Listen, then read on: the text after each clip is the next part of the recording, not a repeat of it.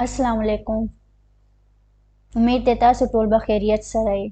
The none video ज़मूंगा प हमल प दौरान के कोविड वैक्सीनेशन प बारे के दा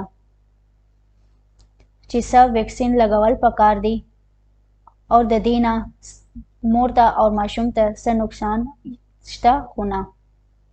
دا موضوع ټولو جنکو او د هغه ښځو دپاره ده کوم چې وس واده شوي دي और माशूम پیدا کولو لپاره علاج یې شروع کړی دی، یا بیا هغه حامله وي دې وخت، یا بیا هغه خپل ماشوم له پی ورکوي.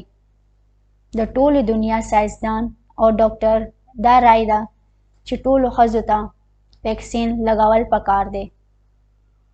زموږ د ملک NCOC فیصله ده چې ټولو بالغ افراد ته ویکسین لګول پکار دی او تحقیق په مطابق زموږ په ملک کې SOGP اور PMA هغو هم حامله ښځو ته ویکسین کول مشوره کړې ده. ورلډ هیلث 2021 په جون کې WHO یو کتابچه شایع کړې وه په کوم کې چې په دې اداره ټولو ساینسدان په دې باره کې تصدیق کړی و چې کوویډ ویکسینیشن مور او ماشوم د څه هم نقصان نشته.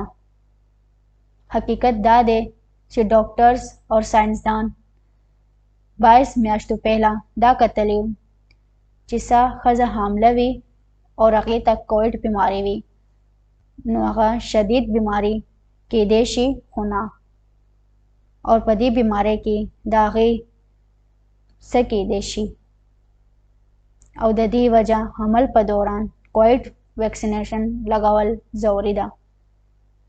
اگر ستاسو زموږ دا ویډیو خوښه شوه نو زموږ ویډیو لایک کړئ اور کمنټ کړئ اور په بیل باندې بټنه دباو کړئ چې راتلو والے ویډیو په باره کې تاسو ته معلومات حاصل شي. خدا حافظ.